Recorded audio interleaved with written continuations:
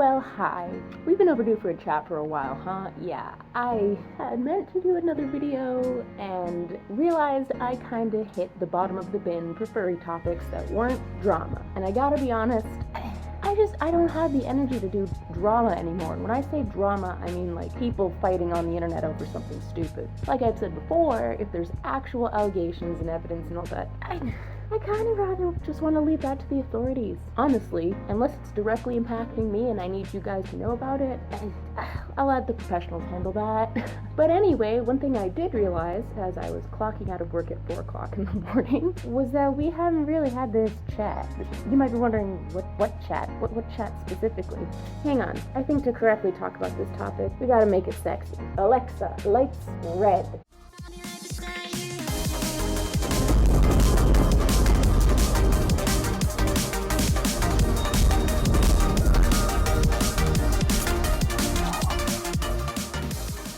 Now that's more like it. Now, as some of you may know, I'm not just a furry Twitch streamer. I went public about doing, we shall call it for the purposes of the YouTube gods, SHREK work, and that I've been doing it for a while. I mean, at this point, if you aren't aware that I do that, what rock have you been under this whole time? Yes, I'm a part of the SHREK work.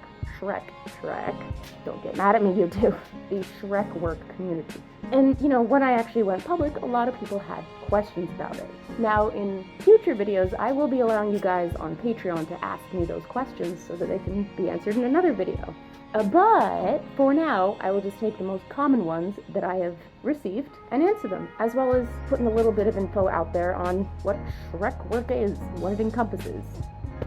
So let's go. The most common question I get is it fun?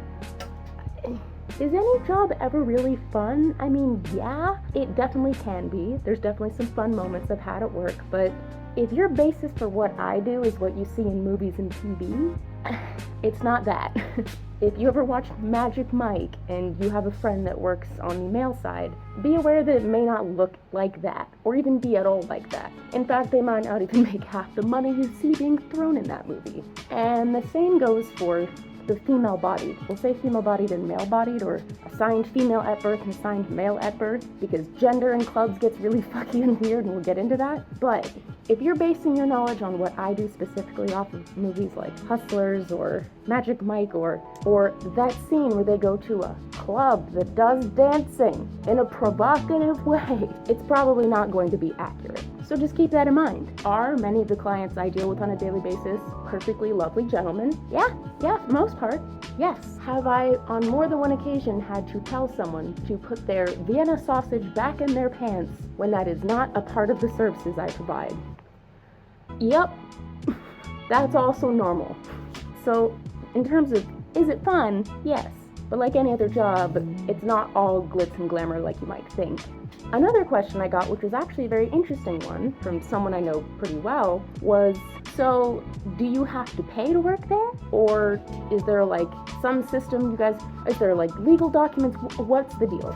So I can only speak to my experience at the place that I'm not naming to protect my coworkers and myself, frankly, but it kind of varies spot to spot and state to state. In certain states, SHREK workers in certain fields are considered employees, one being California. So they do have the right to unionize, blah, blah, blah, blah, blah. However, at least in this state where I am now, you are considered an independent contractor. So not quite. Additionally, some places of provocating dancing will have a house fee that people have to cover. Others might not. It just depends. And additionally, what legal papers do you have to go through? That also varies club to club. I have heard of some places having 1099s, and I have heard of some places just not. I'm not going to reveal which one mine does for my own safety and tax purposes. Y'all don't need to know that. But just know that it varies. Next, let's get into like what SHREK work encompasses, because when you think of it in your mind, you probably think of two examples. At most, you either think of venues of provocative dancing, or that one time you saw a CSI episode and there was a Lady of the Night featured. And that's kind of where most people stop thinking about it. And they're like, that's what that is. 1 and 2. No. There are far more facets to this than you think. Do all workers meet with their clients in person? No. There are actually many malwares who do their things exclusively online. Similarly, there are also people who do it exclusively in person. Now, the reason that this is with any kind of job, access to the internet, phones, technology, different types of licensing, that can kind of cause big hang up for a lot of people. But let's just go into some that you may have never heard of. I don't frankly have the time to go through every kind, but let's touch on some that you maybe didn't realize fell into that umbrella. Findom. That sounds real weird, doesn't it? Sounds like a Pokemon. Well, it isn't. It's when you kind of do this typical dominatrix. I'm trying to say it really messed up so YouTube doesn't yell at me, but where you are the dominant person, but the thing you were dominating is the other person's wallet, very literally just controlling money. Now, I could explain it better than this, but it's not something that I do. So, I would strongly suggest looking up someone in that field who does that thing, or just going to some forums, because they're going to have better info than I will. You also have the newer wave of people that you're seeing on sites like, how do I make this not get flagged? Like Singular Friend Dressers. While this is certainly a newer platform for people, these platforms have been out for ages. Some so long that if I say their name on this video, I will get immediately flagged. But creating content for the dispersal of online, whether or not you're performing with someone else, has been around for a while. And lastly, one that I actually do is dancing of a provocative nature, which I'd like to point out is not the same job as what you may have preconceived from videos where it's like, oh, well, if I am extra nice to this dancing lady, perhaps I can go No, that's not what I do. That is a different group of workers, and do not ever make the assumption that one is the other, always ask. But yeah, anyways, for some people who want to support their friends who are in the Shrek work community, how can you do so? Well, the easiest way is money, because a lot of what we do depends on tip. Money is a really great way to help us. However, if that's not really the only way you can help support.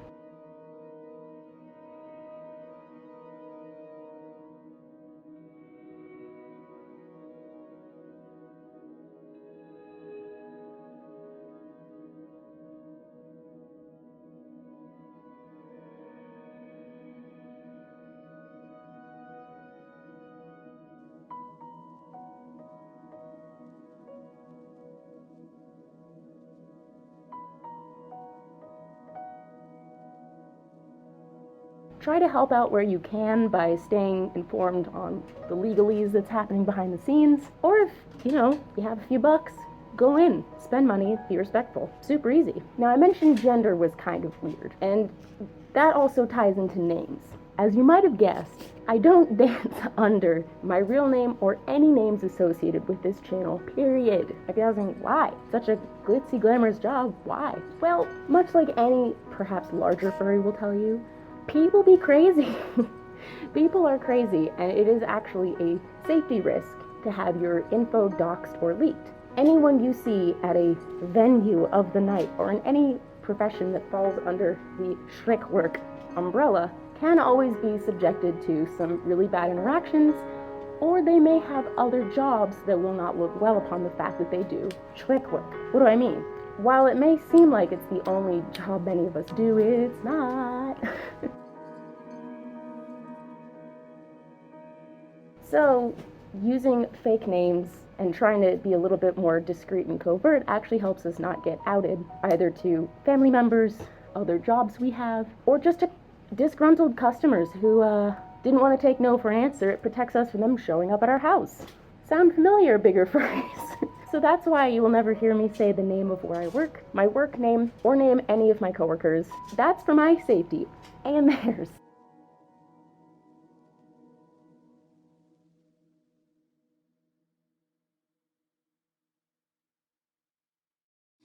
So, that brings me to some great tips for if you're going to frequent a place of the night. Number 1, don't ask for someone's real name. Honey, it is a fantasy place, and you are getting the fantasy name because you're in Fantasyland. Don't do that. It is actually going to put them at risk of, all of the things I mentioned before. The name you got is the name you call them, period.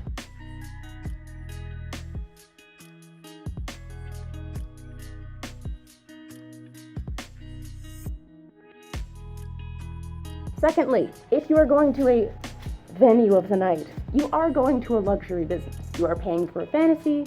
You are paying for the experience. Don't be a cheap ass. Try to tip when you can, and if you don't have the means to tip, if you run out of money, go home. No one there will take any offense. It's fine. We get it. We've seen like the sad man stumble away from the ATM. We get it. If you're out of money, go home.